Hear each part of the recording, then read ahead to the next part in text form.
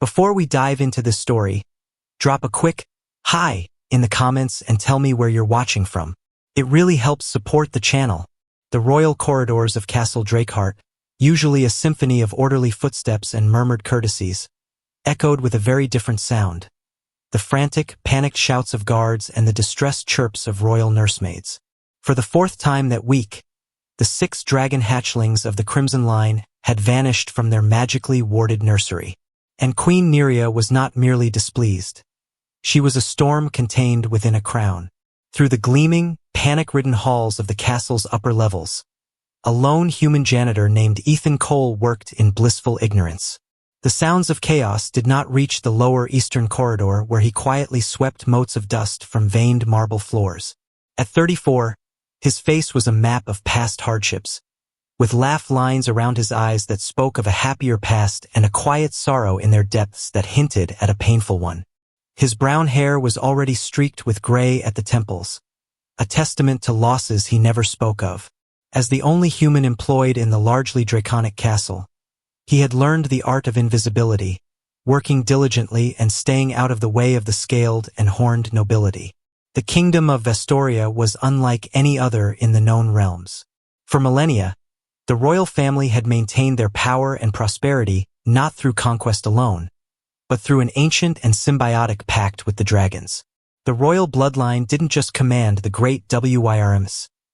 They shared their magic, raised their young, and protected their precious eggs when the adult dragons embarked on their necessary, year-long migrations. This bond was the bedrock of Vestoria's security and its untouchable status. This is the 4th time this week. Queen Neria's voice, laced with a draconic rumble, boomed through the royal chambers. Though humanoid in form, her heritage was unmistakable. Fine emerald scales adorned her skin like living jewelry, catching the light with her every agitated movement. Her eyes, a piercing gold with vertical pupils, blazed with frustration, and the elegant, spiraling horns that curved from her temples seemed to sharpen with her mood. How is this possible?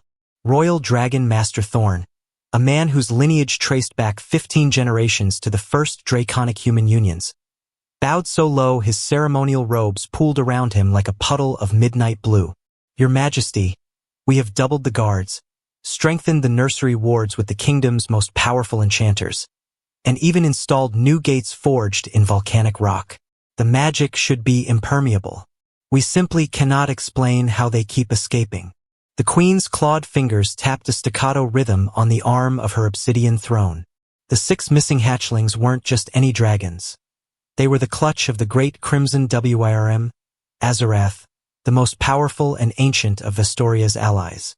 Their safety was paramount, a matter of national security and the continuation of an alliance that had protected the realm for generations. Find them, she hissed, the temperature in the room rising slightly. Find them before Azarath returns. Or do I need to remind this court what happened to the last kingdom that failed in its duty to protect dragon young? A collective shudder ran through the assembled courtiers. The ash wastes to the south were a permanent scar on the continent.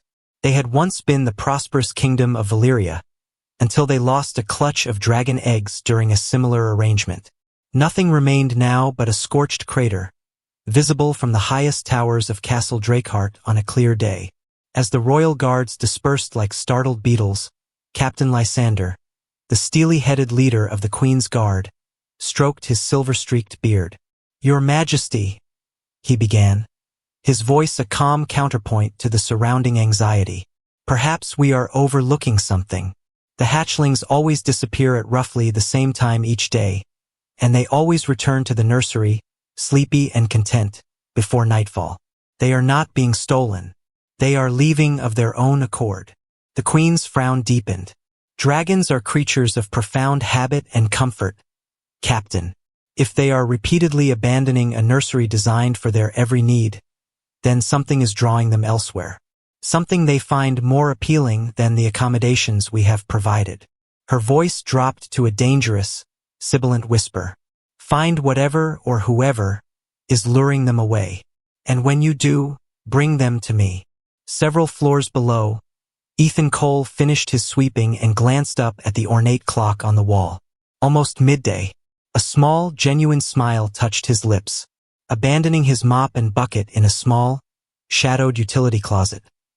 He retrieved a cloth-wrapped parcel and made his way to a secluded courtyard on the castle's eastern side.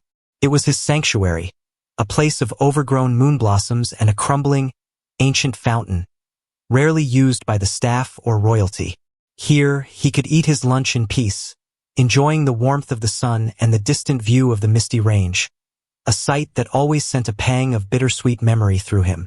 As he settled onto his usual sun-warmed bench and unwrapped his simple meal of dark bread, hard cheese, and dried figs, he didn't notice the 6 pairs of tiny, intelligent eyes watching him from behind the fountain.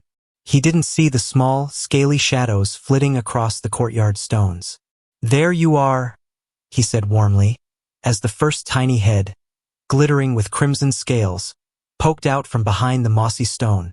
The hatchling, no larger than a house cat, chirped excitedly and scampered toward him, its tiny wings fluttering.